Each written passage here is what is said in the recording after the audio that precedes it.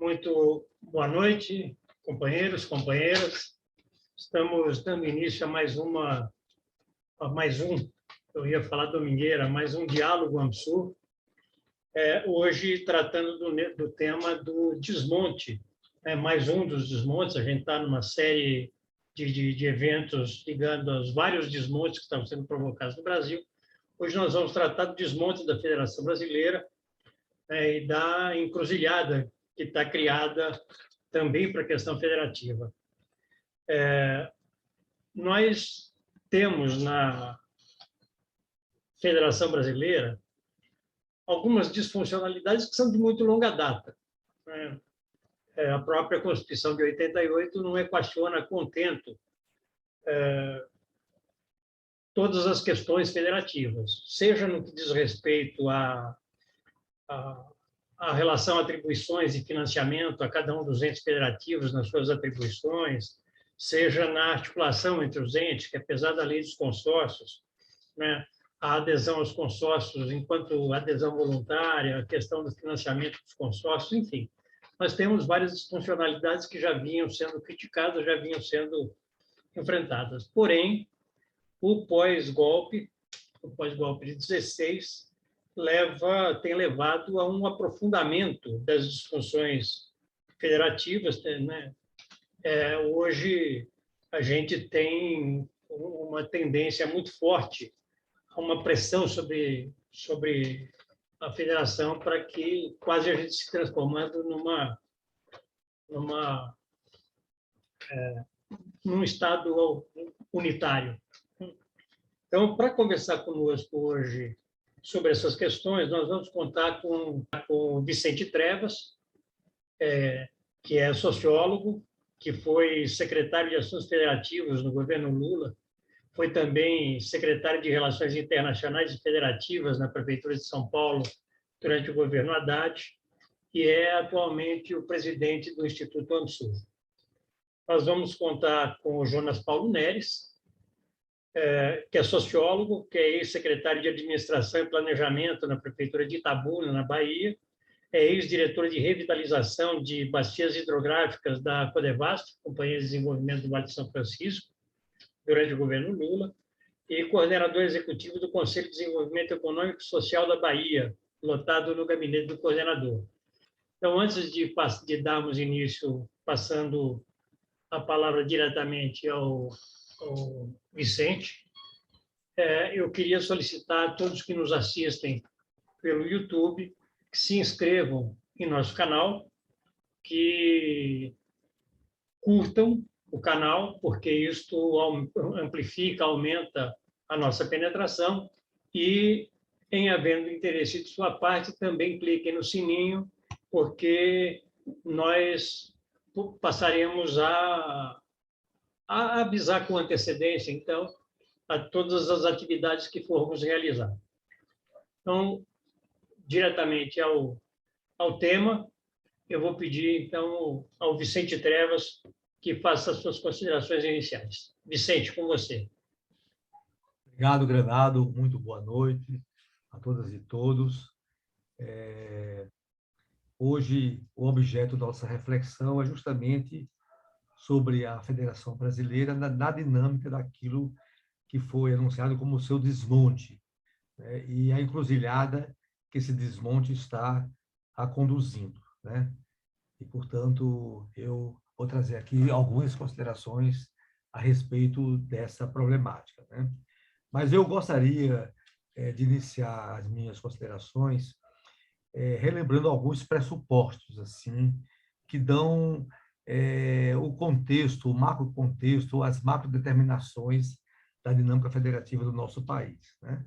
Primeiro, relembrar, e até pelo aniversário, que nós somos um país jovem. Nós vamos completar daqui a alguns meses 200 anos da nossa dita independência. E, portanto, nós somos um país que não completou a sua construção nacional. E, portanto, nós não temos a nossa plenitude como nação e como sociedade. Uma segunda consideração é que nós somos um país marcado, deformado condicionado por um passado colonial e um passado escravista, né? E essas duas matrizes da nossa formação nacional, elas pesam até hoje. É uma sombra que se projeta sobre o nosso presente e condiciona o nosso futuro, né? Um outro elemento importante da nossa formação social é que nós somos um país estruturalmente desigual. Se a gente pudesse começar uma carta de Pero Caminhas, poderia iniciar o seguinte: no princípio, a desigualdade, né? Porque o próprio país é fruto de um ato da desigualdade, é um ato de colonização, né? E isso é importante porque essa desigualdade estrutural marcou, né, ao longo da nossa história nacional, exclusões sociais, culturais, né, e privilégios, né? E a organizou como sociedade através de grupos privilegiados, portanto, nós temos uma estrutura oligárquica que comandou o nosso dever histórico, né? E, portanto, nós somos, né, como conclusão primeira, uma nação e uma sociedade em construção. Por que eu insisti nessa introdução? Porque nós temos como tema o desmonte da federação. Ora, o desmonte da federação é, portanto, a interrupção de um processo de construção, né? Diferentemente de um país mais amadurecido e tudo, os nossos desmontes, eles são interdições a um processo de construção, né? Aí tem uma dialética importante, né? E que isso vai incidir sobre as nossas reflexões a respeito da Federação Brasileira, né? Por outro lado, aqui nos nossos diálogos AMISUR, nós temos insistido muito de irmos além da conjuntura, né? Quer dizer, pôr em perspectiva as nossas questões, né? E, portanto, para falar do desmonte da federação hoje, né, no Brasil de hoje, nós temos de ter uma clareza, claro, e aqui eu vou dar só umas pinceladas sobre o devir desta federação, quer dizer, as suas trajetórias, os seus momentos de formação, até porque o futuro vai ter de retomar esse processo de construção nacional e de construção do Estado Nacional, né? E, portanto, eu alinhei alguns pontos que eu considero relevantes para que marcaram a nossa trajetória federativa, quer dizer, o desenvolvimento da Federação Brasileira. A primeira consideração é que o nosso ponto de partida foi um Estado unitário imperial. Diferentemente de outras experiências federativas, e, claro, o exemplo mais clássico são os Estados Unidos, né? A federação foi a convergência de autonomias anteriores, né? Para se cooperar, para se formatar, inicialmente num pacto de confederados, né? E na sequência de um pacto federativo, né? E, portanto, nós somos uma federação que teve como ponto de partida um Estado unitário, né? E aqui tem um analista político brasileirista norte-americano, Stepan, né, que chama atenção para esse nosso processo, né? Na verdade, a federação teve como grande desafio nós continuarmos juntos e não ficarmos juntos, né? Então, eu faço essa consideração.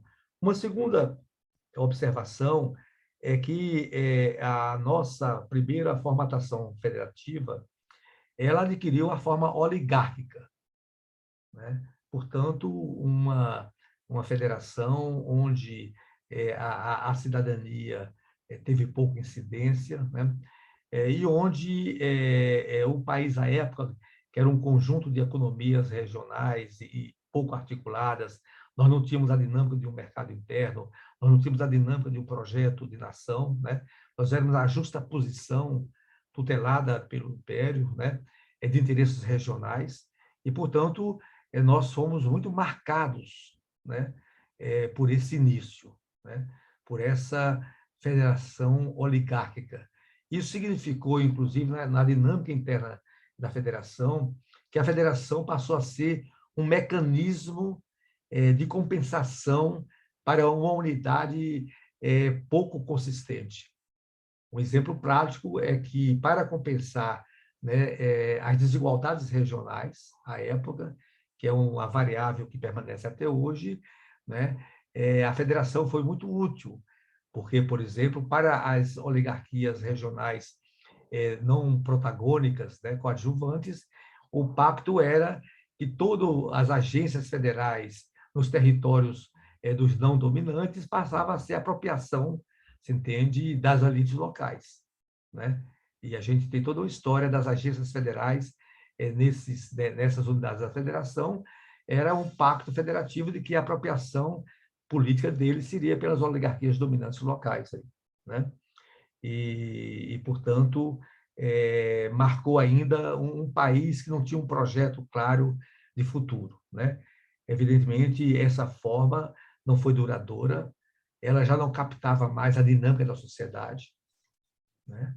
Porque uma sociedade que já começava a ter formações urbanas, como é o caso de São Paulo, Rio de Janeiro e outras grandes cidades, já começava a ter um incipiente processo de industrialização, e tinha um sistema político excludente, totalmente excludente, né? E aí temos a nossa Revolução de 30 e com tudo aquilo que esse processo vai ensejar para o futuro, né? Evidentemente que essa Revolução de 30 ela tem um período de transição e pactua o Estado Nacional, reafirma na Constituição de 34 a sua condição de Estado Federal, mas foi uma breve noite de verão, né? Porque aí nós tivemos o que eu chamo o primeiro interregno autoritário da federação, que se materializou no Estado Novo, né? Evidentemente que o Estado Novo não é só um interregno autoritário, mas ele também processa os nossos processos societários de constituir um Estado nacional, de pensar um projeto para o país, a sua industrialização e assim por diante. Na sequência, nós tivemos, né, o que eu posso considerar aqui uma federação liberal desenvolvimentista, né? Eu não sei se essa expressão é a mais adequada, mas o que eu quero dizer com ela é que ainda nós reproduzimos os padrões de uma federação oligárquica, mas já introduzindo novos elementos importantes, né? Que é justamente o período do nacional desenvolvimentismo, onde o Estado brasileiro começa a se equipar, onde a economia brasileira começa a se transformar e onde a dinâmica das classes começa a ganhar complexidades, né? E aí toda a questão do mundo do trabalho, das classes médias e assim por diante, né? Evidentemente que esse processo ele teve também uma curta duração, se eu tenho uma perspectiva histórica. Ele foi objeto de um segundo interregno autoritário, né? Que é justamente a ditadura civil-militar de 64, né? E, portanto, que, na verdade, diferentemente do período do Estado Novo, manteve rituais do federalismo, né? Claro, tutelando as capitais, claro, tutelando os municípios ditos de segurança nacional e, claro, limitando a indicação dos governadores pelos colégios eleitorais restritos e por indicação do governo central militar. Mas o ritual das eleições municipais, o ritual das eleições enviesadas para governadores se manteve, diferentemente do Estado Novo, que dissolveu justamente a federação e constituiu em cada estado os interventores federais, ou seja, a autoridade para conduzir os estados à época, né? E nós temos nesse devir, né, também o esgotamento desse interregno e a sua transição. E aqui é interessante que a transição ela vai ter vários protagonistas, né? Ela vai ter o protagonista dos movimentos de resistência à própria ditadura, né? Ela vai ter o protagonismo também das classes populares em especial da classe operária, nas suas lutas reivindicatórias, mas veja, o processo que culminou e conduziu à transição, ele foi liderado pelos governadores, né? E aqui quero fazer referência né, ao movimento das diretas já, né, o papel do Montoro, o papel do Tancredo Neves e de outros governadores nessa mobilização. E aí nós chegamos, né, naquilo que eu chamo da volta a um federalismo renovado, né? É um federalismo que se renova e que se processa a partir do Pacto da Nova República, que nós vamos aí também fazer observações. E chegamos hoje, né, nesse processo de desconstrução da federação, resultante de um golpe parlamentar, midiático, judiciário, né, que interrompeu o mandato da presidenta Dilma e induziu e possibilitou o governo Bolsonaro, né? Eu quis dar esse panorama para ver que é uma longa caminhada, né? E a luta tem as suas cores do presente, mas ela traz também, né, as marcas do passado recente. Então, eu queria agora fazer minhas considerações sobre esse período importante, que é objeto da desconstrução, que é esta federação renovada, né? Ela é renovada porque é uma federação que se pactua, que se constitui a partir de um pacto social-democrático expresso na Constituição Cidadã de 1988, né? Aqui era bom a gente lembrar o artigo 3º da Constituição, ou seja, os propósitos da Constituição. Então, é uma federação que se articula em direção de vários propósitos, enfrentar, né, a nossa pobreza, enfrentar, conduzir o nosso processo de desenvolvimento, expressar a cidadania, enfim, é bom a gente revisitar os propósitos da federação, que vão marcar bastante essa nova fase, esse novo momento da Federação Brasileira, né? E ela também, além desses propósitos generosos, importantes da República, ela dinamiza tanto a dinâmica da cidadania, ela constitui mecanismos importantes para viabilizar uma cidadania ativa, né? Inclusive no seu enunciado constitucional, diferentemente de outras constituições, nós rompemos com a dinâmica única do poder representativo, porque no enunciado da nossa Constituição de 88, o poder se faz por representação e por ação direta, né? E, inclusive, introduzindo mecanismos importantes como o referendo, o plebiscito e a iniciativa legislativa popular, né? E, portanto, abriu uma dinâmica da cidadania na medida que reconhece os direitos da cidadania, reconhece os deveres do Estado, né? Então, isso é importante porque depois a desconstrução vai dialogar com essas considerações. E tem uma grande inovação que ela se torna, né, uma federação trina. É uma federação formada por 3 esferas autônomas de governo. Muitos países federados, né, muitos estados federais, não considera o município como um ente federativo, embora reconheça as suas autonomias administrativas em algumas competências. Mas nós fizemos a ousadia ou a inovação de dotar o município como o terceiro ente da federação, né? Isso aqui é uma coisa importante que teve efeitos práticos na dinâmica política do país, né? E também, veja, fez um desafio de que a construção desse estado do bem-estar social, expresso no Pacto de 88, ele teria de ser uma construção compartilhada. Isso significou que a nossa Constituição atribuiu aos entes federados competências exclusivas próprias, competências compartilhadas e competências comuns, né?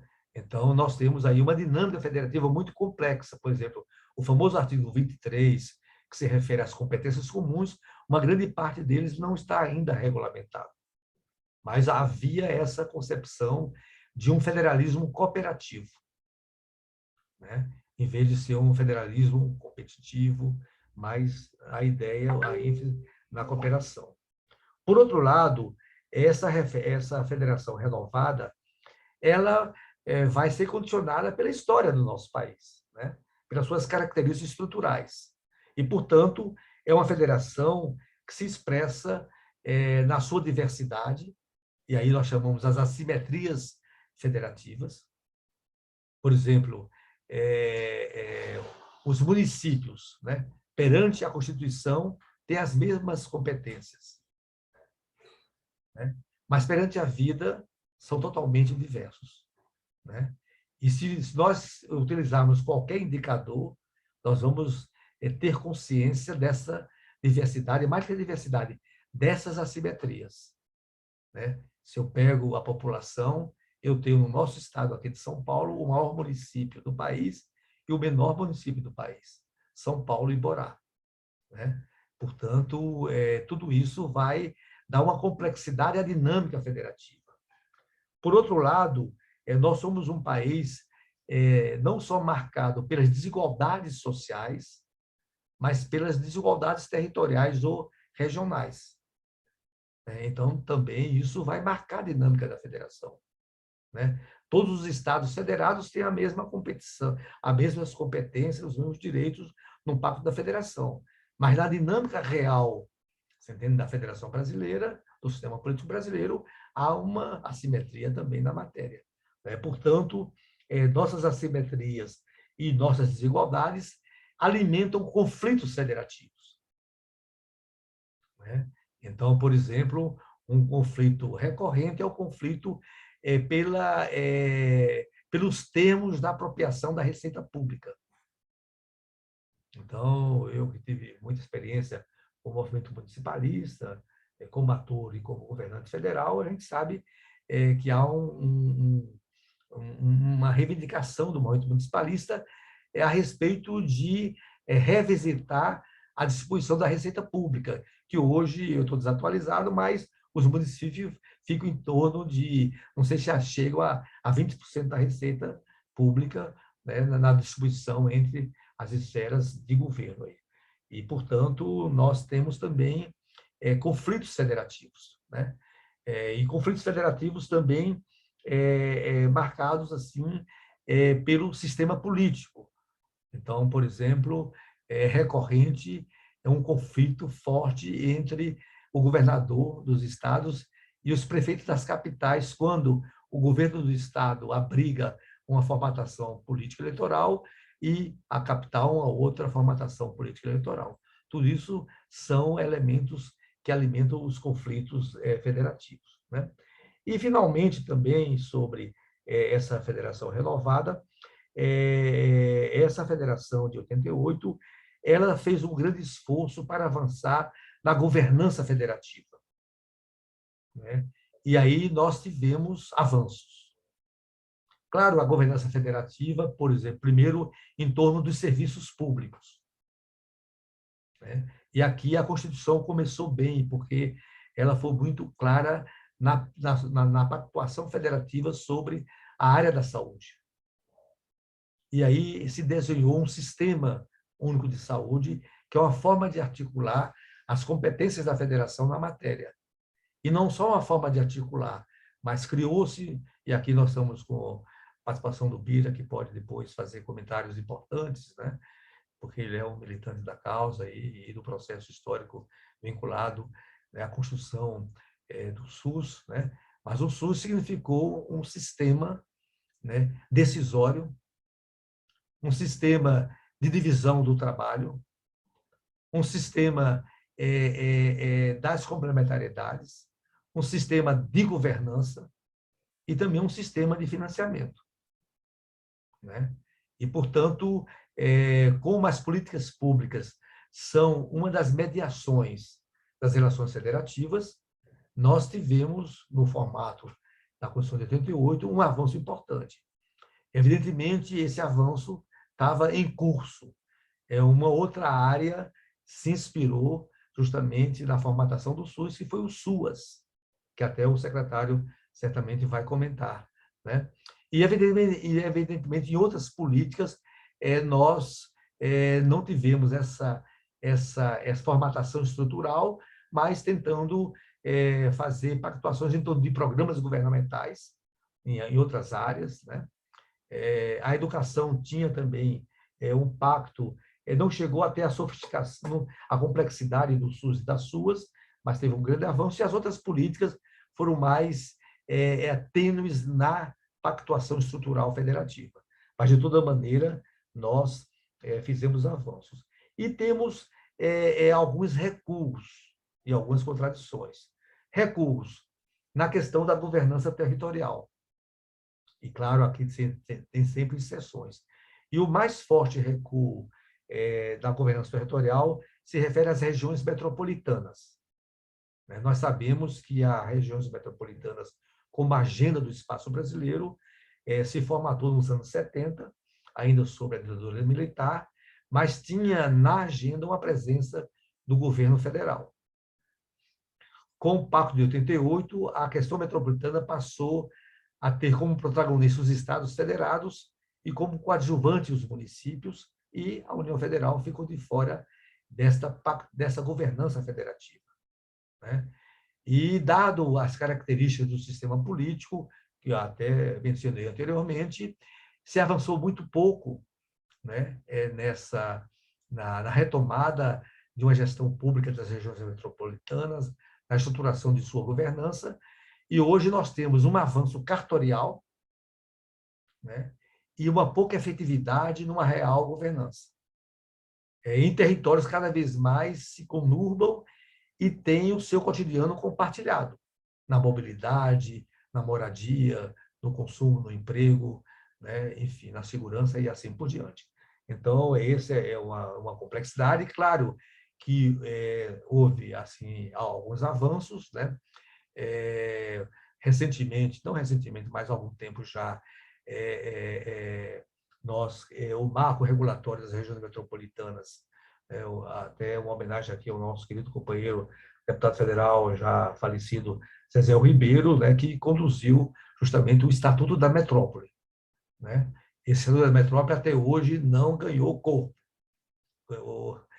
ganhou papel e ainda deixou de ganhar papel, ou seja, porque, no fundo, uma das ideias chaves era, através de um plano de desenvolvimento local integrado, tentar constituir os conteúdos desta governança, além dos mecanismos de participação.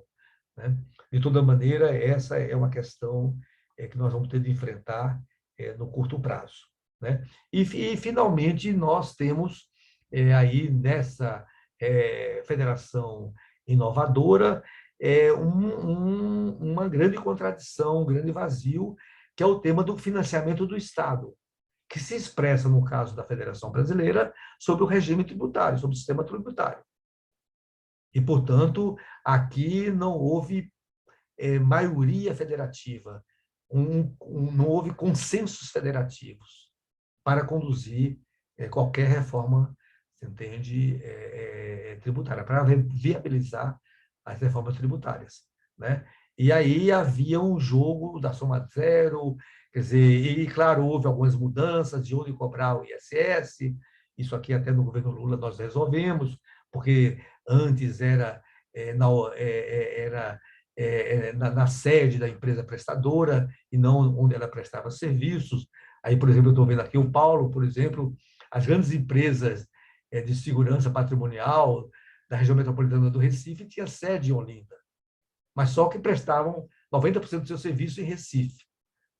E aí fizemos várias medidas, mas o fato é que não houve, você entende, premissas políticas e de projeto de desenvolvimento em torno de uma reforma tributária que tentasse encaminhar as premissas para o financiamento de uma federação comprometida com o estado do bem-estar social. E aqueles que estudaram o welfare state sabem que não há welfare state sem um certo sistema tributário. E, portanto, nós ficamos num beco quase sem saída, ou de um jogo de soma zero, quem ganha faz que o outro perca, e assim por diante. Mas, de toda maneira, é esta federação que fez grandes avanços nas políticas públicas e também nos marcos regulatórios da ação estatal. E aqui quero fazer referência ao Estatuto da Cidade, quero fazer referência ao marco regulatório do saneamento, da mobilidade, a forma de cooperação federativa que são os consórcios públicos, né, o Estatuto da Metrópole, né, os resíduos sólidos. Nós tentamos pactuar, através desses marcos regulatórios, uma federação cooperativa, né? De toda maneira, veio o processo da desconstrução, né? Que eu já fiz referência. E aqui vou tentar explicitar quais são os grandes mecanismos da desconstrução da Federação Brasileira em curso, né? Primeiro, um grande mecanismo: ela deixou de ter capacidade de cooperação, né? E tem ainda um grande déficit de cooperação. Em termos práticos, porque isso aqui é uma definição abstrata, a pandemia e as políticas sociais revelaram de forma contundente o que significa uma federação, quer dizer, um Estado Nacional Federal não ter coordenação, né? Então, essa questão é muito prática, é muito visível, é muito compreensível para o povo brasileiro se a gente esclarecer dessa forma. Porque, no fundo, um grande desafio, quer dizer, uma grande ameaça, né, sobre o país, sobre a sua população, sobre os seus cidadãos, que é e foi a pandemia, entendeu? O seu enfrentamento pelo Estado, que tinha centralidade nesse enfrentamento, porque o mercado não tinha nenhuma potência para fazer isso, né? Se revelou uma coordenação, uma federação sem coordenação, que foi uma coisa que provocou efeitos letais para o nosso povo, né? O que é que significou isso? Que o presidente da República, que no nosso sistema político institucional é simultaneamente chefe de Estado e chefe de governo, abdicou de sua condição de ser chefe de Estado. E o Bolsonaro só se moveu na pandemia como chefe de governo, em contrapartida aos outros chefes de governo das outras esferas da federação, né? Então, repare, uma federação sem capacidade real de coordenação é uma insensatez, ou é um caminho da sua desconstrução, é um caminho dos seus impasses, né? E, portanto, mesmo nas políticas públicas, nós estamos sentindo toda a desconstrução da coordenação em suas diferentes modalidades, né? Então, esse é um problema muito sério. E mais ainda, é um problema que leva a federação a um certo impasse. Um outro elemento da desconstrução da federação é que se está criando uma federação de clientelas. E aqui o elemento mais grave é o tal do orçamento secreto. Certo? O orçamento secreto está desconstituindo, você entende, as políticas públicas, está desconstruindo a capacidade de planejamento do Estado em suas diferentes, né? E está levando perversidade através das emendas parlamentares, né? Então, nós estamos numa situação muito preocupante, porque isso vai agravar os nossos problemas, né? E, portanto, um terceiro elemento, né, que está induzindo, processando a desconstrução da federação, é que hoje nós somos uma federação em conflito, né? É claro que aqui o conflito tem o seu lado negativo, mas também tem o seu lado positivo. Graças ao papel dos governadores e de muitos prefeitos, nós evitamos o que poderia ser uma tragédia inominável da pandemia, né? E aqui, certamente, o João Paulo vai fazer referências ao papel muito importante, muito sinalizador, prático e simbólico do consórcio do Nordeste e de outros consorciamentos. Aqui quero fazer referência também a protagonismo de muitas municipalidades no enfrentamento. Aqui quero fazer referência, por exemplo, à experiência de Araraquara, mas também a experiência do consórcio para a compra de vacinas da Frente Nacional de Prefeitos e outras iniciativas. Mas nós estamos vivendo uma confederação em conflito que pode, inclusive, ir desconstruindo o pacto federativo. Por exemplo, este conflito levou a um processo de judicialização das competências federativas, né? Sobre a área, a margem de manobra, você entende, o tempo já está passando, a área de manobra do nosso os governadores em relação à federação, né?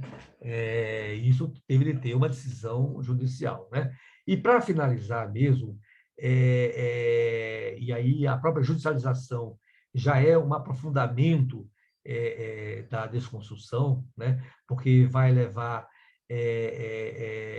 a um jogo de soma zero ou então incentivar um enquadramento autoritário ou uma resolução autoritária da crise da federação.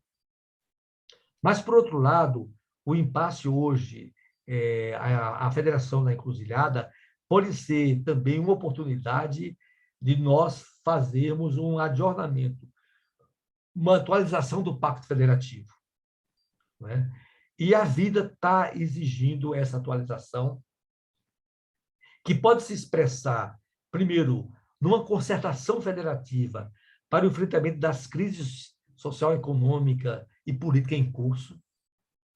O próximo presidente da República vai ter que ser um grande líder da federação para, com ela, fazer uma concertação nessa direção, né?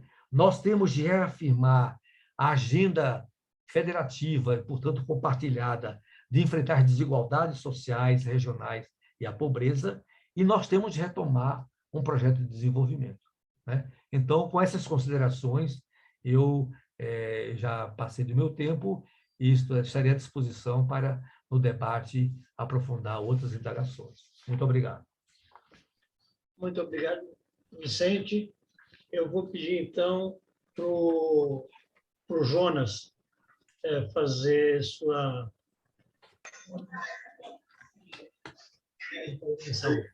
Jonas, com você.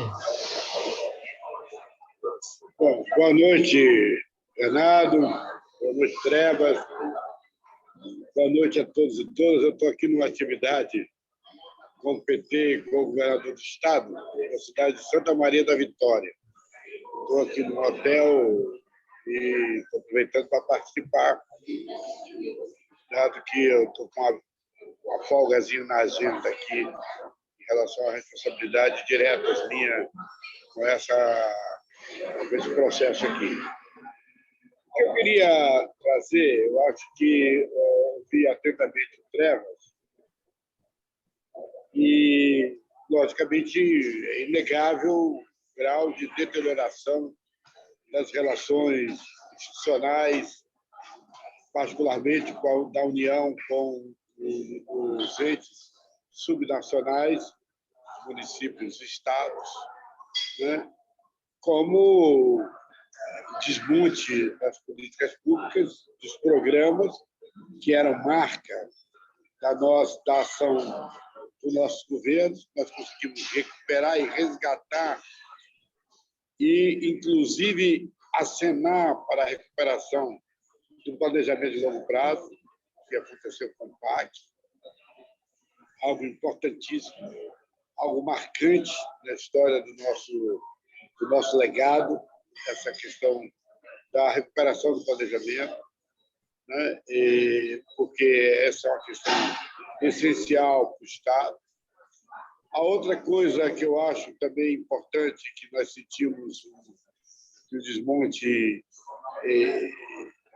marca, né, de forma muito forte, que é a desativação do papel do Estado como indutor do desenvolvimento, do Estado como regulador das atividades econômicas, do Estado como promotor da política de ação, vamos dizer, de espacialização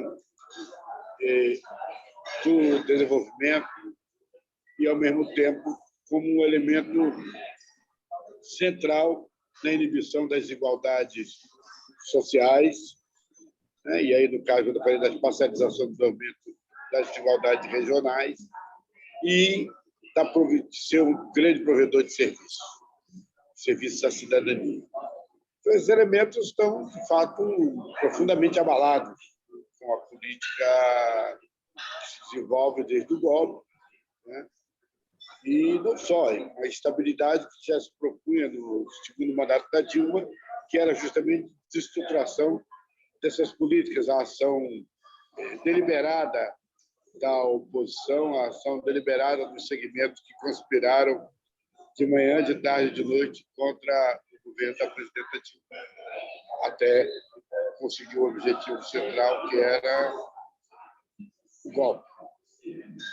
Mas o que eu quero registrar é que esse fato, do ponto de vista nacional, ele é relevante, importante, mas eu quero também registrar que há resistência e contrapontos, né? Eu acho que o que acontece no Nordeste, em parte na Amazônia, é um elemento que nós temos também que extrair dessa resistência, ao mesmo tempo propositiva e de contraponto, né, os elementos de avanço que nós conseguimos fazer, dando consequência à política iniciada na era do presidente Lula. Uma das questões centrais é a afirmação, né, das parcerias entre os entes subnacionais, do republicanismo como elemento dinâmico da ação de governo e orientador da ação de governo. Eu acho que isso é uma coisa que é digno de registro, conforme os governos estaduais fizeram, né, se estruturaram para isso.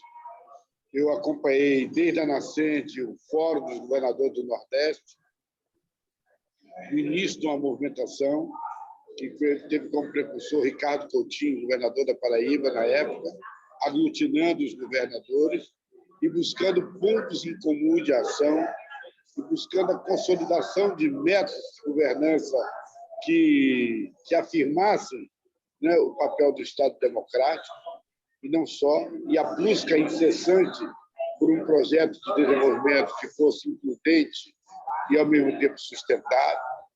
E esse esforço gerou, né, um sem número de políticas que suportaram, inclusive, certa pressão avassaladora de desmonte vinda da União, né?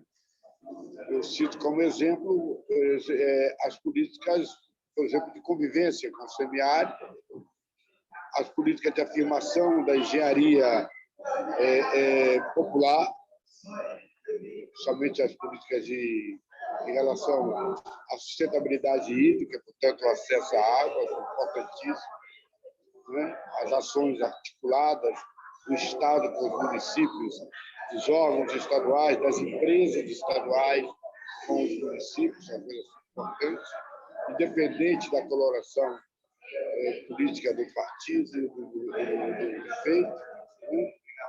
Acho que isso é uma coisa importante, a afirmação desses valores.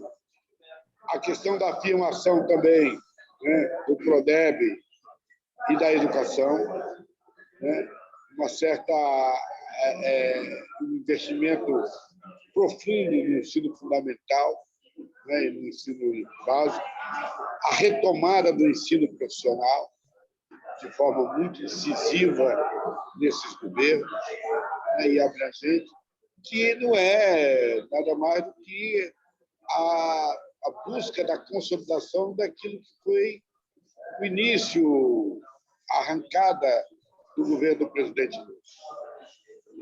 Depois da presidenta Dilma, somente no primeiro mandato, em que havia maior estabilidade política e gerencial do governo. Então, acho que esses elementos, esse contraponto, né, sustentou políticas importantíssimas, como, por exemplo, como o SAMU, sustentou políticas importantíssimas, como, por exemplo, o Programa de Saúde da Família, ou o PAA, o Programa de Aquisição de Alimentos, ou o PENAI, o Programa da Merenda Escolar, né? E também os programas de primeiro emprego, de acesso ao primeiro emprego, articulando o ensino profissional, o ensino de segundo grau, com a potencialidade do Estado de gerar oportunidade de emprego. Então, essas políticas eu registro porque elas são importantes e elas permaneceram, né? Elas se manifestaram de forma muito incisiva na ação desse governo e permaneceram. E por que elas permaneceram? Aí é que eu quero resgatar. Quando eu falo do PAC, o PAC foi uma iniciativa fundamental de retomada do planejamento que se desdobrou nos estados com os planos de longo prazo. A grande maioria dos estados nordestinos fizeram planos de longo prazo, como Ceará 2050, Paraíba 2040, Bahia 2035, Piauí 2035, 2050, Pernambuco 2035, 2050 agora, né? Que foram iniciativas de perspectivar o desenvolvimento a partir, logicamente, dos investimentos da dinâmica econômica e de infraestrutura, de logística e também de investimentos sociais que foram iniciados no governo federal e que os estados herdaram essa política. Eles, em certa medida, reforçaram, fortaleceram essa política, replicaram essa política, dando nome de outros programas ou o mesmo programa, né? E introduziram isso numa visão de desenvolvimento de longo prazo. Ou seja, passamos a pensar o desenvolvimento não a partir de uma visão, como hoje prevalece no Estado, das emendas, e sim dos programas, né? E com uma visão de prospecção de futuro, construindo uma visão de futuro, né? E construindo uma racionalização da ação de governo a partir da mobilização dos recursos, com o papel do Estado como indutor e abrindo um outro caminho que eu acho que é importantíssimo, que nós temos que nos apropriar e que no governo federal não conseguimos avançar tanto, que foi uma concepção nova de concessão, uma nova visão de concessão, com o Estado tendo um papel central na regulação das atividades, na indução dos investimentos e, ao mesmo tempo, na construção das parcerias e, por consequência, as parcerias público-privadas, que também é um fato relevante, né? Não é coisa pouco relevante o Piauí ter, por exemplo, a sua SEASA ser escolhida como a melhor PPP do mundo. E a marca dela é que tem lá os ODS como elementos monitorados e o IDHM, o Índice de Desenvolvimento Urbano Municipal, também monitorado, né? E essa marca tem estado presente em diversos dos nossos investimentos. E mais que isso, nós conseguimos estabelecer nessas parcerias uma dinâmica de indução do desenvolvimento, que o Estado tem um papel capital, fundamental, e a parceria com o ente lá embaixo, o ente municipal e não só, e o ente privado. O metrô de Salvador é um exemplo. A PPP de imagens da Bahia, hoje você tem em todo o estado o levantamento de medicina de imagem a partir de uma PPP, estruturando os serviços em todos os hospitais regionais. Negocinho extraordinário para nós entendermos como a gente avançou nessa direção. O metrô de Salvador, a direita não conseguiu em 14 anos fazer o metrô de Salvador, fez 5 quilômetros. Nós, em 3 anos, fizemos 31 quilômetros de metrô, com a PPP, com o papel do Estado. Um Estado regulando, uma empresa pública do governo estadual fazendo a relação com o ente privado operador. E outras, ao mesmo tempo, nós temos capacidade de captar os investimentos nessa crise financeira, orçamentária e fiscal profunda, né, de quase aniquilamento dos estados, nós temos capacidade de fazer parcerias e buscar investimentos, inclusive parceria com o fundo, criando, por exemplo, gestão de ativos a partir do Estado. A Bahia tem uma empresa chamada Bahia Invest, que faz as parcerias privadas a partir da gestão de ativos. Trabalhamos os debêntures, trabalhamos a dívida ativa e trabalhamos todo o o nosso parque imobiliário que podemos oferecer como ativos de operações em relação ao que temos de fundo imobiliário do Estado. Estamos dando um exemplo para dizer como é que nós temos forma criativa. Óbvio que elas estão restritas no espaço do Estado, mas elas são importantes porque ela constrói uma perspectiva em que o Estado tem um papel, os entes subnacionais têm um papel, e ela se desdobra em outras formas de organização, como, por exemplo, cresce. Ao mesmo tempo que tem a empresa privada participando dessas parcerias, nós temos um grande movimento de cooperativas que se estruturou a partir daí para executar essas políticas públicas, para disputar esse espaço de mercado. É uma coisa importantíssima, essa questão das cooperativas. E um outro elemento que se estrutura na base desse processo, que são os consórcios públicos.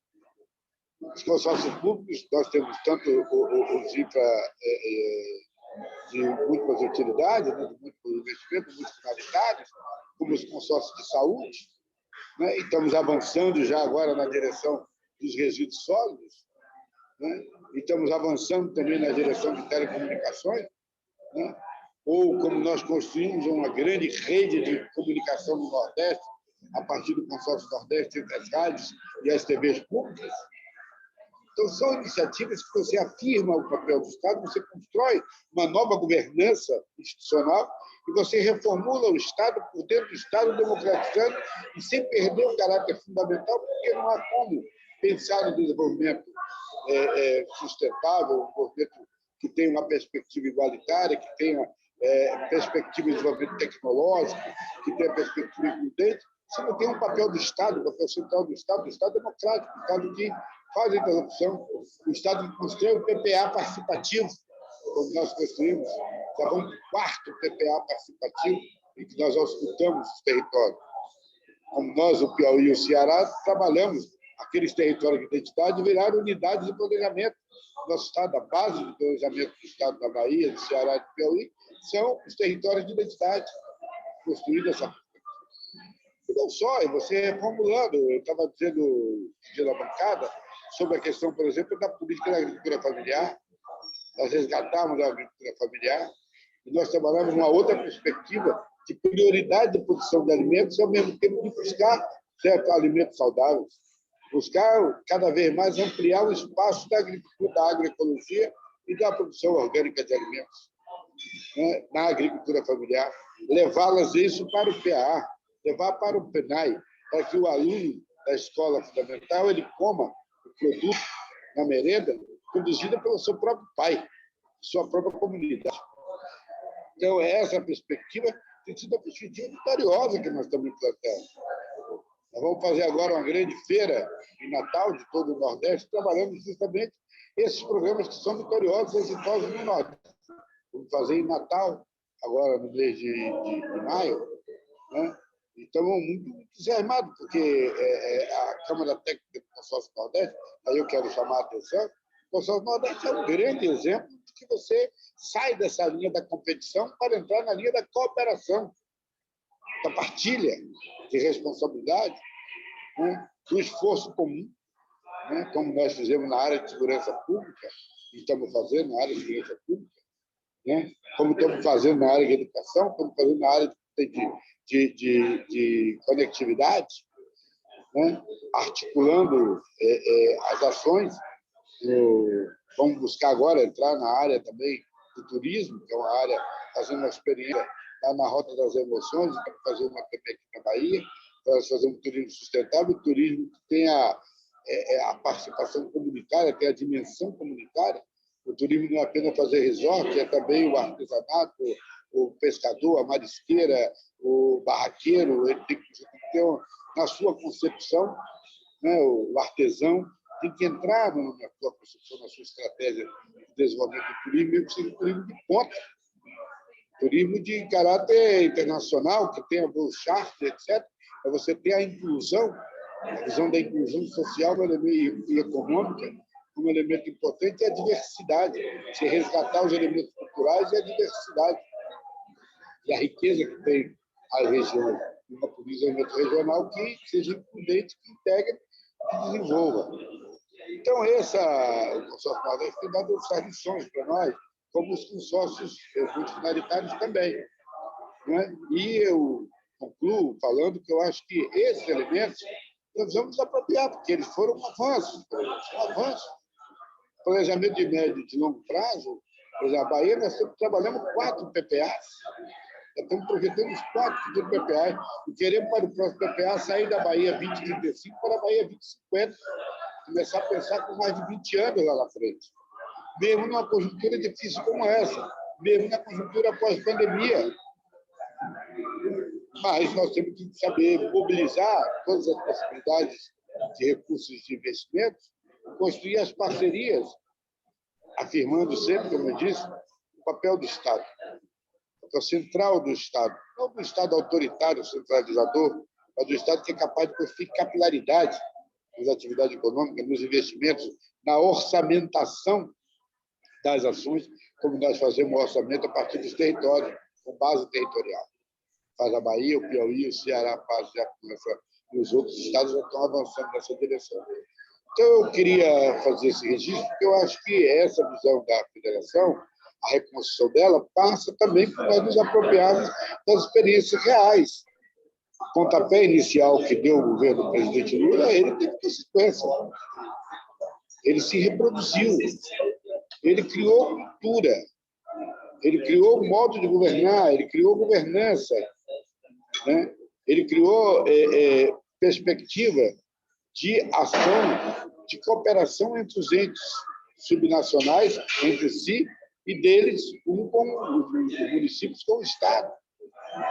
E os consórcios é um exemplo concreto disso, como um exemplo concreto a estruturação das cadeias produtivas a partir dessa visão de planejamento de longo prazo, a estruturação das cadeias produtivas, não só, também dos investimentos de logística e infraestrutura, seja a infraestrutura hídrica, seja a infraestrutura de estradas, seja portos, aeroportos, como nós estamos trabalhando, né? energia renovável, que nós estamos fazendo, estamos buscando diversificar já as energias renováveis. Nós estamos, por exemplo, buscando fazer a solar distribuída, tanto aqui como no Piauí, já trabalhando com os consórcios, os municípios serem aqueles que cumprem o PPA, que é a promessa de compra da energia, ser feita pelos municípios para poder fazer as escolas, os postos de saúde, os postos artesianos, as vias urbanas, né?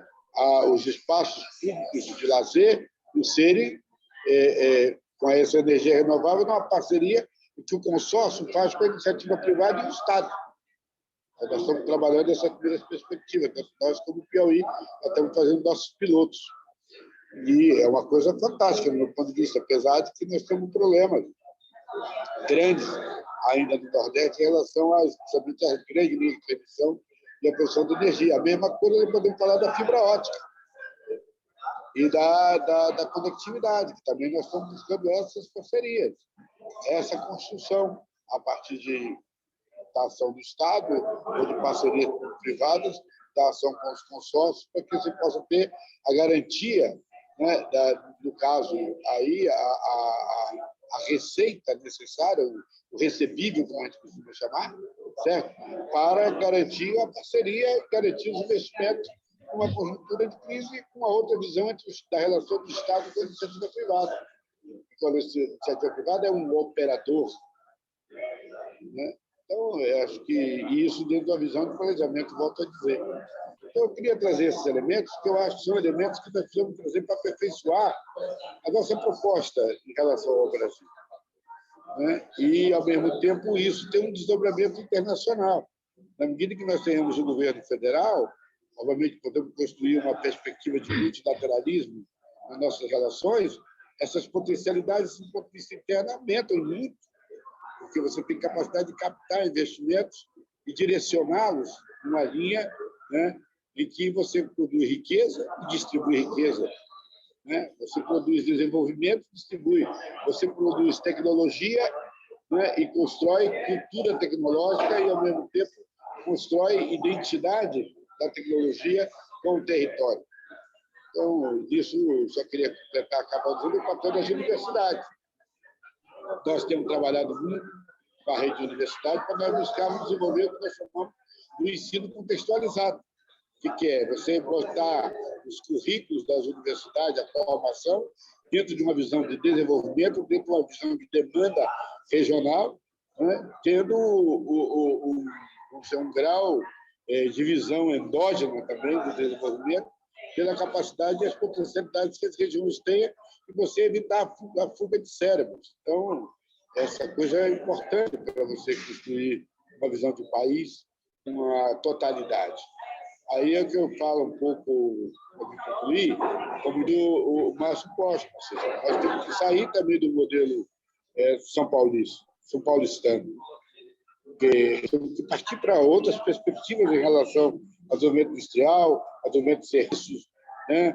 A capilaridade de serviços, ao desenvolvimento tecnológico, certo? A inclusão tecnológica das populações e, ao mesmo tempo, de potencialização das regiões, da capacidade que as regiões têm de se desenvolver, sem perder, obviamente, os aspectos marcantes que são necessários de uma estratégia nacional de desenvolvimento, que não pode deixar não podemos perder de vista.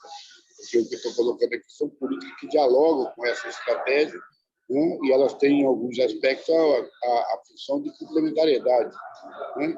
Então, era essa a minha intervenção. Eu acho que a construção desse modelo, a preservação disso, logicamente, vai ser testado nessa eleição nos estados. O quadro é positivo na maioria dos estados aqui, são poucas as possibilidades que nós temos aqui, que possamos ter reversão do processo, né? Lógico que a eleição e mineração só depois da apuração, mas eu acho que isso, dentro de uma estratégia de construção de um programa nacional liderado pelo presidente Lula, isso pode nos trazer elementos importantes de construção de uma nova perspectiva. Mas aí é o que eu estou falando também. Nós temos que tirar um pouco a cabeça sudeste-cêntrica.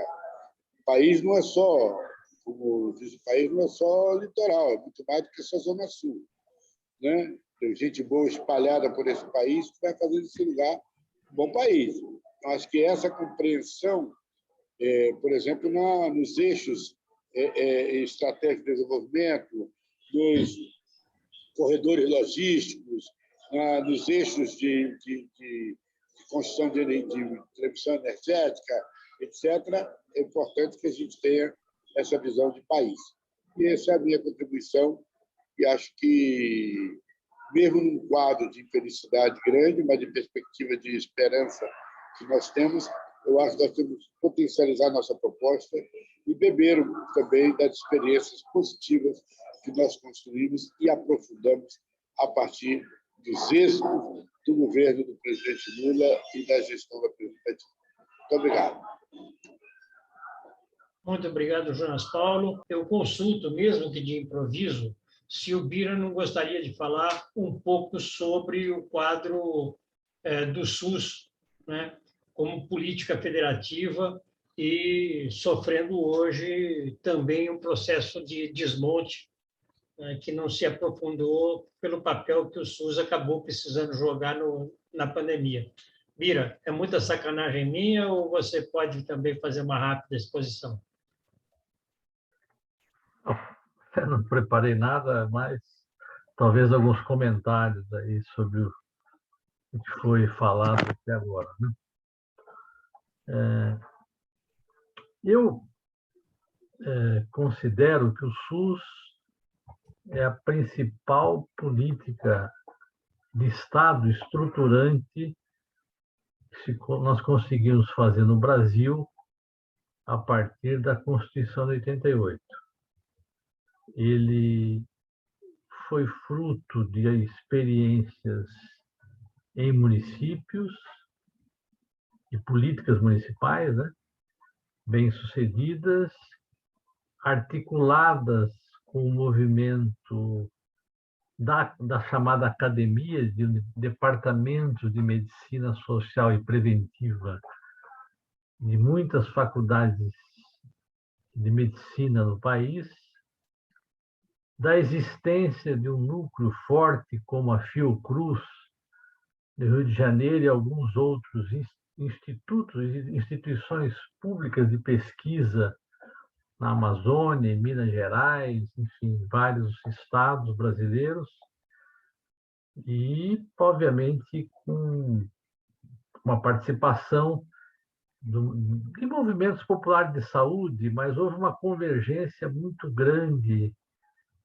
de experiências reais no Ceará, no interior de São Paulo, enfim, em Penápolis, aqui, em Piracicaba, na época do João Herman. Enfim, teve várias experiências, depois as gestões do PT a partir de 82, começando com Diadema, né? Então, acho que houve uma construção, uma construta de múltiplas fontes. E nós tivemos uma certa sorte, não sei se podemos dizer assim, é que o Ministério da Saúde, durante os governos militares, ele não tinha papel de atenção à saúde direto, isso era papel do Ministério da Previdência, Assistente Social, do INAMPS, INPS, INAMPS, que contratava serviços. O Ministério da Saúde cuidava de vacinação, endemias, enfim, tinha um outro papel, mas ele sempre foi ocupado, digamos assim, com um espaço, com alguma capacidade de conversação, ou seja, não teve nenhum ministro da Saúde, que eu me lembre, né? Eu sou um pouco mais novo, mais velho do que muitos e mais novo do que outros, dos governos militares, de Pazuellos e Queirogas, nem daqueles governos militares, eu acho que não teve nenhum que se igualar à qualidade dessas figuras, né? Então, por exemplo, se você pegar aqui no estado de São Paulo, o Walter Lezer, que foi secretário de Saúde do Abreu Sodré e do Paulo Egídio, mas o Lezer, ele é um dos caras responsáveis pela criação dos departamentos de medicina social nas faculdades de medicina. Aqui em São Paulo, pela criação da carreira de médico sanitarista.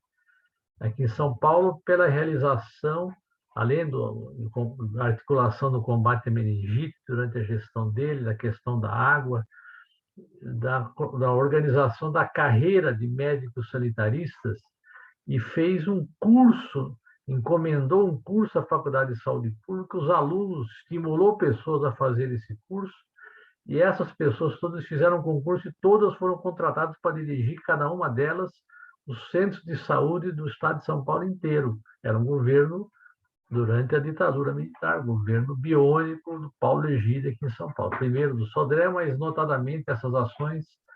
Então, a saúde teve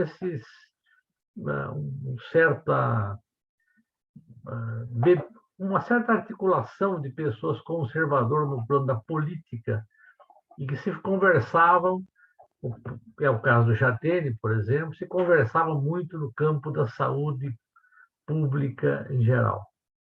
E acho que a construção do SUS, das diretrizes do capítulo sobre a Seguridade Social na Constituição, depois a lei do SUS, decorrente daquela...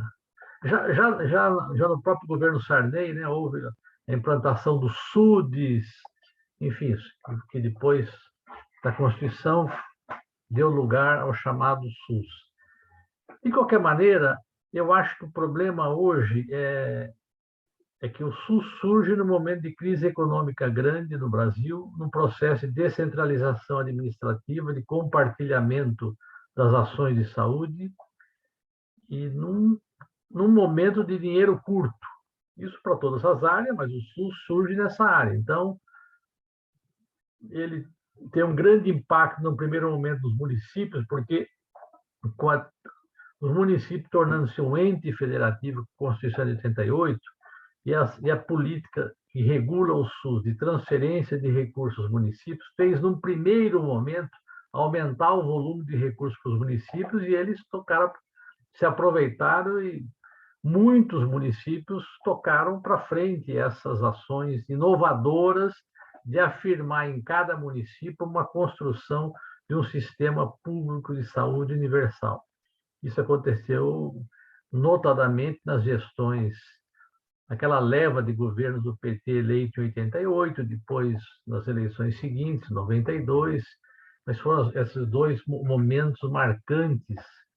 Já tinha começado, como eu disse, em Diadema, mas especialmente no SUS a partir das eleições de 88, que nós passamos a administrar cidades médias importantes, capitais, etc. O problema é que nós passamos, e nesse período, o sistema privado ficou meio a matroca, porque o sistema privado vivia anteriormente de convênios com o INAMPS. Eram aqueles hospitais conveniados com o INAMPS que só atendia segurado do INSS, acidente de trabalho, e quem não era segurado era chamados as pessoas, esqueço o nome que se usava, que era se virem, busquem, como nos Estados Unidos tem 50 milhões fora da atenção à saúde, é praticamente o que tinha antes aqui. Nós tínhamos os postos de saúde muito mal equipados e aparelhados, que atendia quem não era segurado da prevenção, são as pessoas que não tinham trabalho formal de trabalho. Quando houve a mudança para o SUS, essa estrutura de hospitais conveniados do INAMPS faliu. Ela foi deixando de existir. Aqui em São Paulo tinha o Hospital Nossa Senhora da Penha, Hospital da Vila Prudente, São Bernardo, os vários acidentes, hospitais que atendiam, Hospital Assunção, vários hospitais em Guarulhos, enfim. Isso entrou em crise esse processo, porque eles deixaram de receber do SUS aquilo que recebia do INAMPS. Isso, eles se recuperaram depois com uma roupagem nova e força nova, dando origem aos grandes hospitais principais que nós temos hoje no Brasil inteiro, mas notadamente aqui na região sudeste, em São Paulo, exemplo disso, Einstein, Sírio, HCOR, Oswaldo Cruz, esses grandes hospitais e os grandes grupos que estão surgindo, esse grupo que comprou São Luís, o grupo comprando a Mil, são novos, grandes grupos que estão se articulando e criando uma tensão para cima do SUS. Primeiro, porque eles operam com isenções fiscais às custas do SUS. Eles deixam de recolher a folha de pagamento ao INSS por prestarem serviço na saúde e prestam serviço nas áreas que lhes interessam. Por exemplo, eu compro 5 ou 6 tomógrafos ou ressonância com recursos propiciados por desonerações fiscais de financiamento, aí eu ofereço uma parte desses exames ao SUS. Tá certo? Então, além de que esse setor todo conta com a declaração do imposto de renda de nós todos que temos plano de saúde, coisa que o encanador, o engenheiro, nem o advogado, outras categorias, as pessoas que recebem esse serviço não podem deduzir imposto de renda o gasto com ele, mas na saúde pode. Para médicos e para dentistas e os serviços jurídicos dessa área, radiologia, isso precisa acabar, ou seja, esse setor tem crescido às custas do SUS. E o SUS está encurralado, porque esse setor cresce e impõe padrões de conduta sofisticadas desnecessárias, que acaba orientando a formação na cabeça, especialmente da cultura médica do SUS, de exames desnecessários, de encarecimento do sistema. E mais ainda, disputam as melhores cabeças, pagando a peso de ouro os professores titulares de todas as faculdades de medicina e o que eles representam para os seus alunos e para as equipes médicas aonde eles reinam, seja na USP, na Escola Paulista, na Unicamp, no Rio de Janeiro, na Federal do Rio de Janeiro, na Federal de Minas Gerais. Essa é a operação que eles fazem, que hoje é o principal limitador do SUS, na minha opinião. Ou seja, o SUS é subfinanciado, o SUS tem uma pressão forte, porque eles atendem cerca de 50 milhões de brasileiros. É um país, tamanho de um país, um pouco menos que a França, entendeu? 50 milhões não é pouco. Então, eles têm uma... Mas o problema é que eles orientam o SUS e se utilizam do SUS, porque porque o SUS faz as diálises, ajuda a tratar o câncer, que eles regulam os procedimentos, o SUS faz toda a vacinação em massa, o SUS faz toda a vigilância sanitária no país inteiro, eles se aproveitam de todo o SUS, além de sugarem recursos mesmo. Nós temos, se quisermos que o SUS seja capaz de continuar existindo, não ser interditado progressivamente, de repactuar o seu papel com essas redes privadas. Isso eles toquem a vida deles e nós tocamos o SUS, sem nenhuma isenção, sem um benefício, ou seja, são coisas separadas. Se nós ficarmos com essa simbiose, na minha opinião, que é deletéria para o SUS, ou seja, nós não ganhamos nada porque perdemos recursos e, principalmente, perdemos pessoas. Nós perdemos capacidade de competitividade salarial com esses grupos para reter os melhores profissionais de enfermagem, de fisioterapia, médicos. Nós temos que mexer na política nacional de recursos humanos para o SUS para poder e nos distanciar, na minha opinião, da simbiose que nós mais cedemos do que recebemos desses grandes hospitais, dos grupos médicos que se beneficiam, na minha opinião, dilapidando-se, recebendo, disputando uma parte dos recursos que seriam preciosos para melhorar, ampliar a capacidade do SUS, funcionar com qualidade. O que é ampliar a capacidade? Nós, hoje, não temos programa de saúde da família para o país inteiro. Precisa aumentar em 30% as equipes, a 40% as equipes de saúde da família. Nós precisamos melhorar os ambulatórios de especialidades. Então, nós temos uma desigualdade regional importante entre estados e municípios. Lembre-se que foi preciso, no governo Dilma, tomou-se a iniciativa de fazer um convênio com a OPA, de lançar o programa Mais Médico, porque nós não conseguimos girar médicos em regiões da periferia das grandes cidades e nem do interior e nem de vários estados. Não conseguimos porque os médicos são concentrados. Nos anos 60 e 70, dizia-se que os médicos distribuíam-se onde tinham agência bancária. Hoje, eles vão onde tem agência bancária Van Gogh, estilo, super Itaú, não sei o quê, e mais ainda, tem escola privada para o filho, tá certo? Tem local de assistência médica privada, os médicos só vão trabalhar nesses locais. E nós só vamos mexer isso com carreiras nacionais de saúde para poder dar conta de reverter essa concentração de profissionais, notadamente médicos, mas também já começa com outras categorias de profissionais. Vocês peguem agora o caso da Covid. A AstraZeneca anuncia, está nos jornais de hoje, começa a vender vacina para o setor privado. O que significa isso, vender vacina para o setor privado? Nós estamos dando quarta dose para quem tem mais de 60 anos aqui em São Paulo. Quando eu vou entregar vacina para o setor privado, quem é que vai tomar a quarta dose? Quem tem dinheiro. Não vai ter mais critério de prioridade. A prioridade é pagamento. Quem pode mais, toma a quarta dose. Quem não pode, não vai tomar a quarta dose. Porque o critério no estado de São Paulo, no caso, foi 60 anos para frente. Muito bem. E agora, com esta política, faltando vacina no mundo, na África, nessa desigualdade mundial, e aqui agora nós vamos introduzir, com autorização do governo,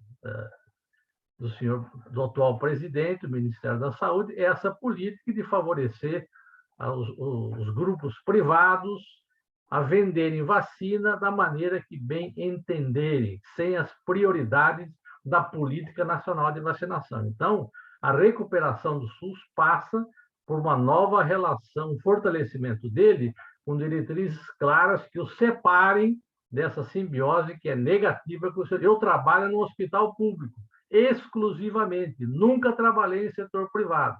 Nunca tive consultórios. Sou professor da faculdade, há muitos anos trabalho nisso.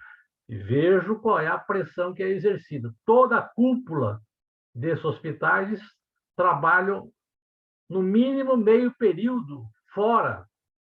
Inclusive, as pessoas titulares, dirigentes, diretores, o diretor do Instituto do Câncer, aqui de São Paulo, do ICESP, é o principal executivo, estou esquecendo o nome desse grupo, um dos principais grupos que virou dono do São Luís, aí não me lembro mais.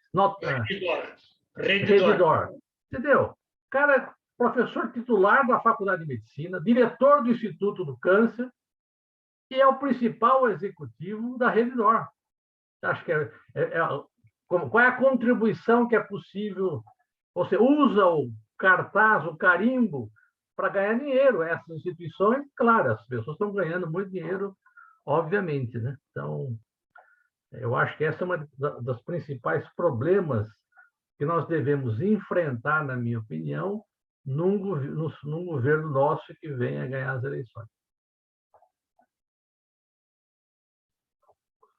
Só uma coisa, eu posso fazer uma pergunta, já que termino com uma pergunta dirigida ao professor Trevas.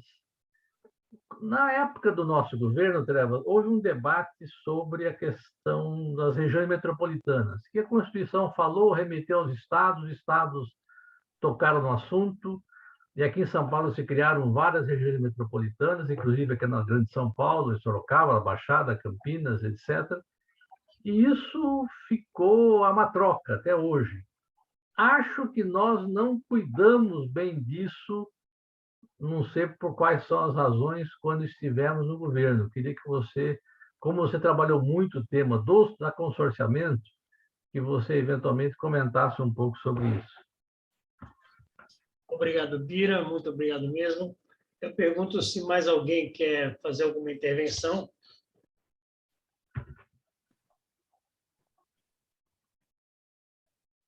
Ninguém?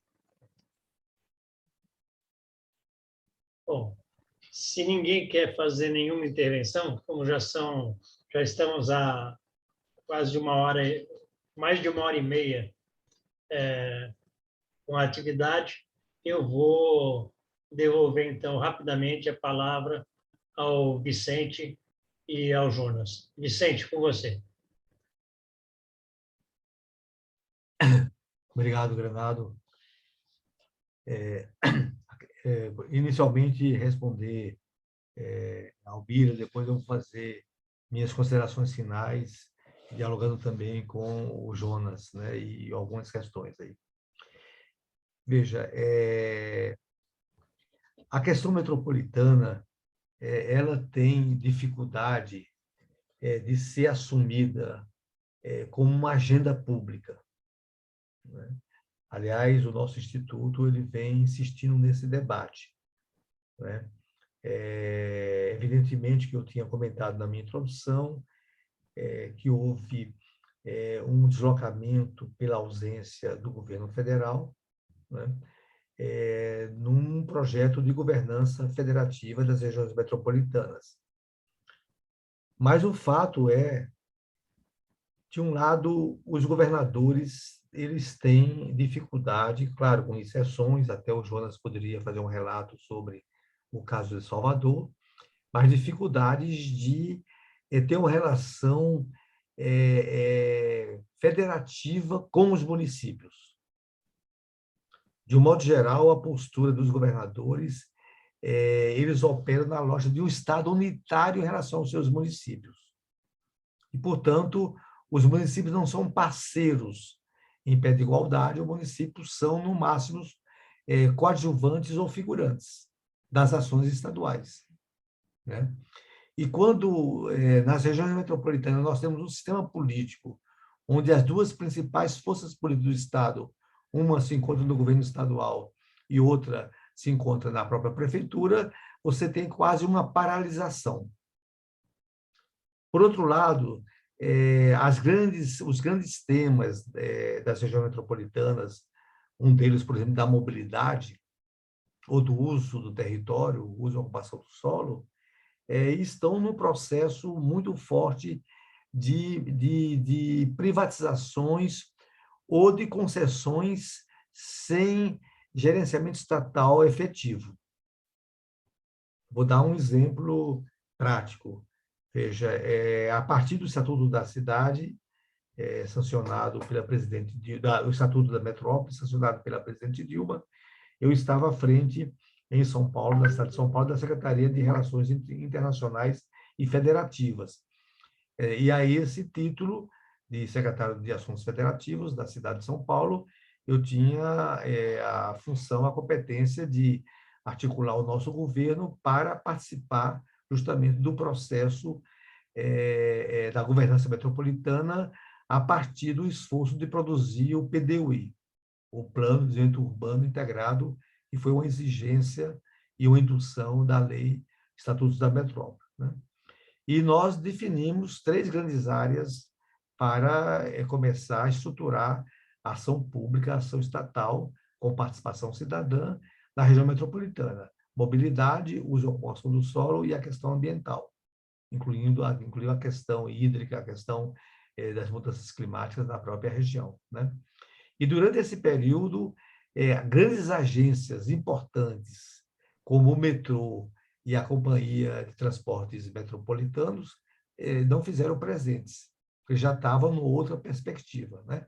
Então, você tem injunções de ordem do sistema político, injunções de uma disputa sobre os serviços públicos na região metropolitana. E aí vem ainda um elemento importante. As regiões metropolitanas não empolgam, você entende, os mandatos parlamentares.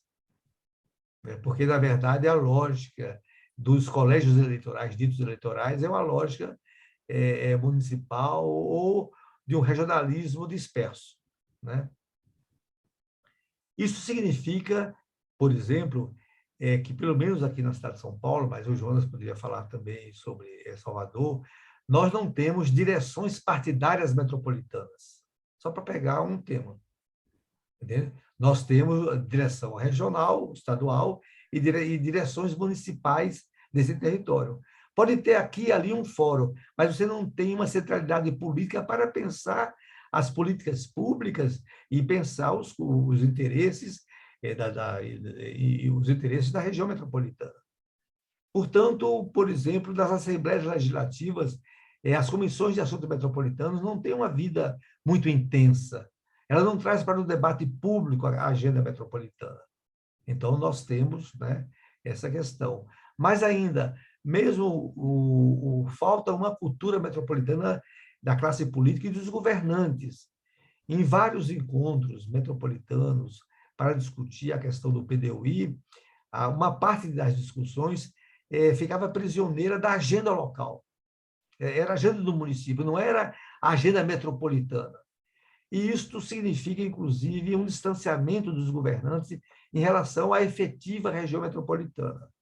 Um exemplo prático. Veja, a conclusão do Rodoanel em São Paulo alterou compulsoriamente as vocações dos municípios. Porque, em torno desse Rodoanel, desse tema macro rodoviário, começa a se instalar um conjunto de empresas de logística. E, portanto, todas as vocações originárias, quando o município estava pouco interligado, começa a sofrer um deslocamento para essas novas realidades, né?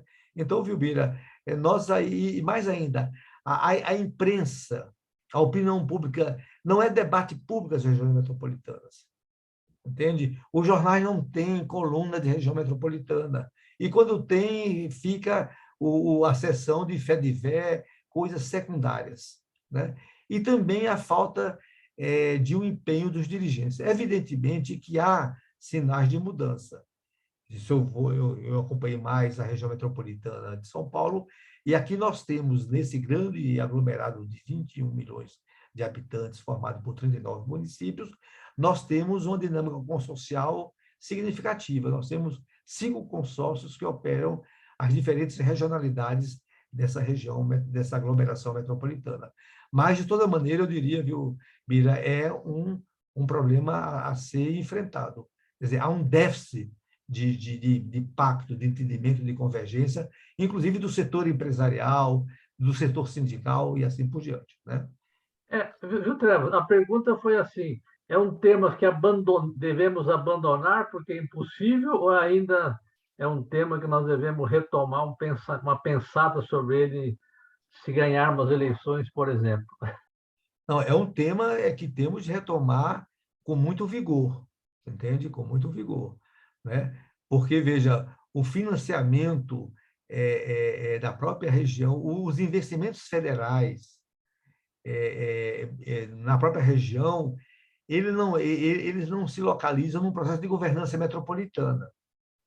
Vou dar um exemplo, assim, mesmo governos de boa intenção, progressistas e tudo, eu assisti eventos onde o governo federal vinha anunciar investimentos para uma parte da região metropolitana na matéria da mobilidade, para uma outra parte na mesma matéria da mobilidade, e não havia uma indução para uma governança metropolitana, para um projeto metropolitano da mobilidade, né? E para, evidentemente, que nós temos no futuro grandes possibilidades. Por exemplo, eu sou daqueles, só para materializar a nossa discussão, que defende a formação na região metropolitana de uma autoridade pública metropolitana para a mobilidade.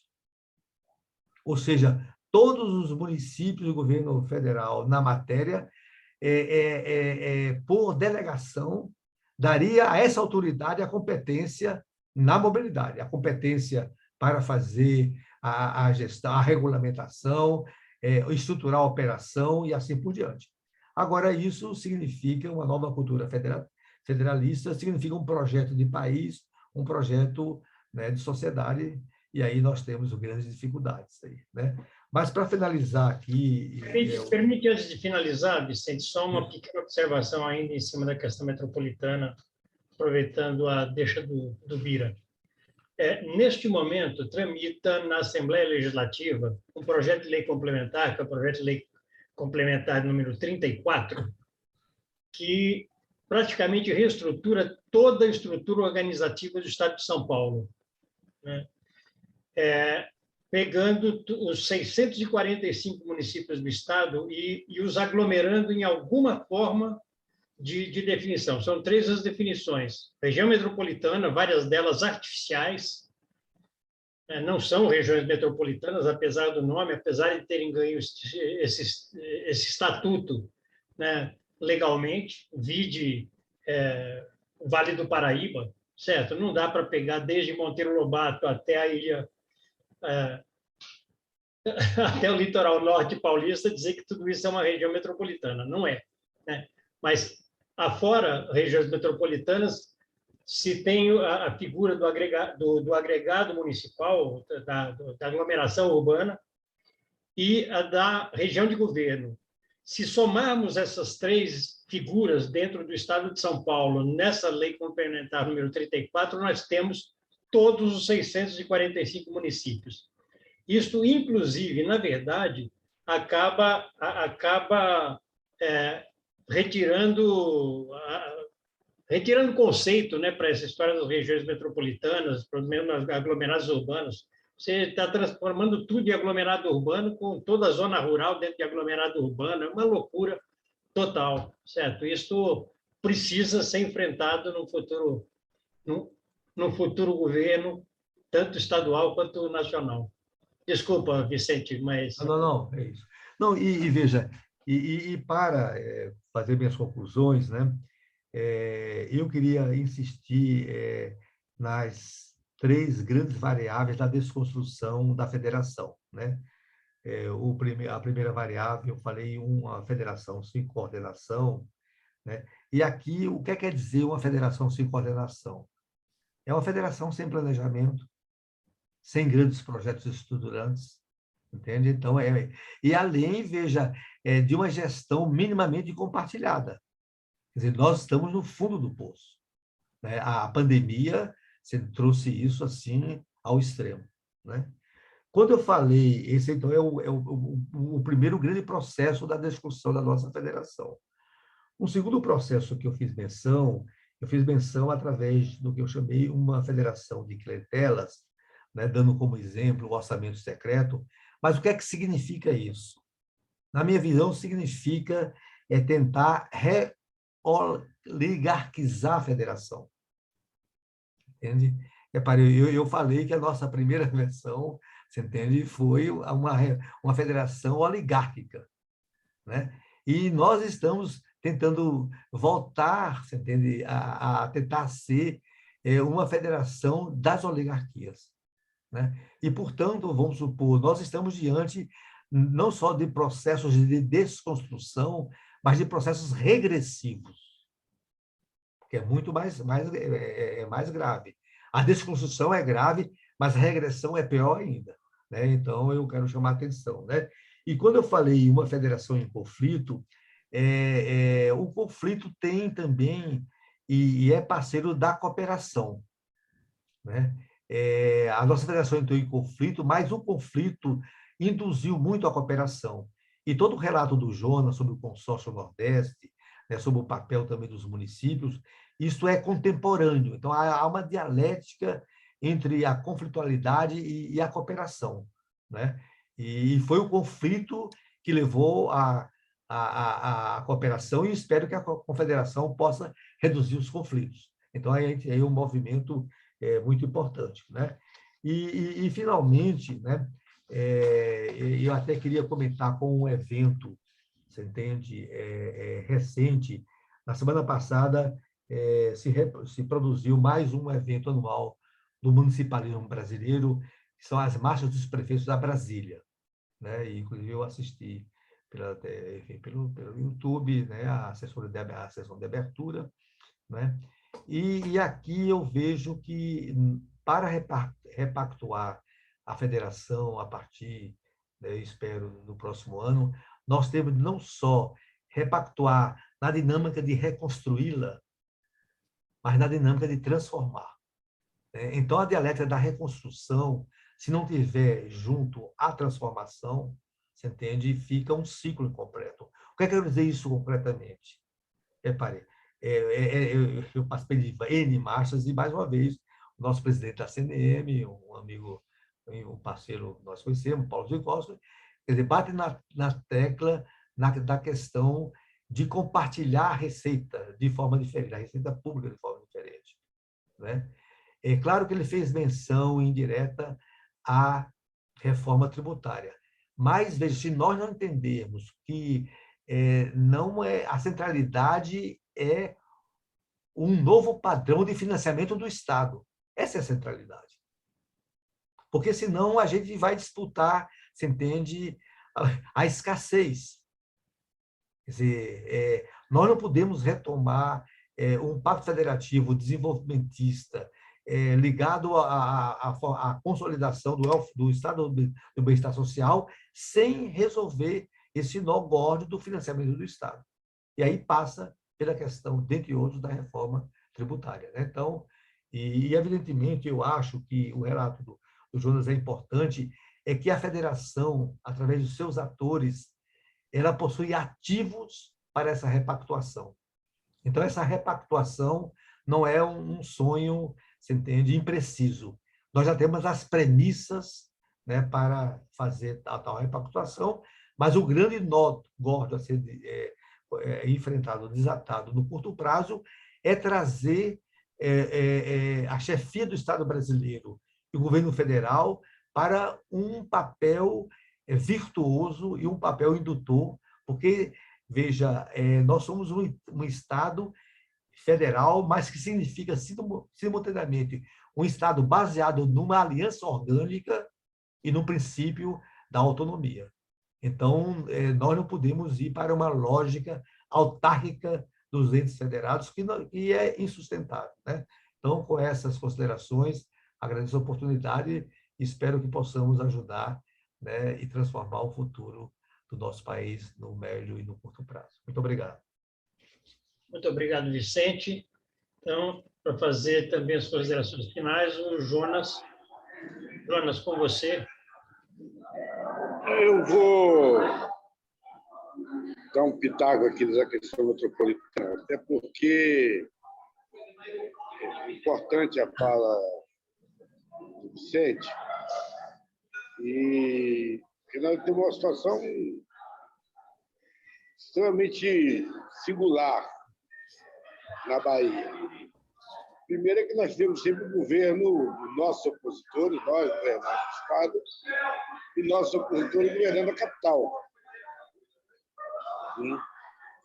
E isso vem desde o governo do presidente Lula, com a vitória de Wagner, e nós tentamos construir, dentro da nossa visão republicana, né, de tocar, de gerir os negócios públicos, construir parcerias, não foi simples. Conseguimos avanço. O metrô é um avanço. O metrô de Salvador ele era municipal, era uma empresa municipal, não tinha capacidade de endividamento, estava paralisado quase 14 anos, chamava inclusive metrô calça-custo, 14 anos que não dava um passo na obra do metrô. Nós entramos corajosamente, conseguimos trazer para o Estado a gestão do metrô, suas linhas projetadas. Foi uma discussão terrível com os segmentos que controlam o transporte público, que não queria metrô na cidade, queria BRT. Wagner corajosamente partiu para a questão do metrô. Houve ameaça, inclusive, dos consórcios de tornarem vazia o leilão, e nós conseguimos fazer uma parceria com a CCR e estamos agora implantando o metrô, mais 5 quilômetros de metrô, chegando no maior bairro de Salvador, que é uma cidade chamada Cajazeiras. Estamos chegando com o metrô lá. Já temos 31 quilômetros de metrô, que é um fato extraordinário. Então, isso muita tensão em relação à gestão, à integração do sistema de transporte urbano municipal, tensão em relação aos licenciamentos, tensão em relação ao estabelecimento da tarifa, do fundo de gestão dos recebíveis, certo? Desse sistema, da partilha de recebíveis, muita tensão. E isso também ocorreu em relação às encostas da Salvador. Vocês sabem, é uma cidade muito marcada por acidentes no período de chuva.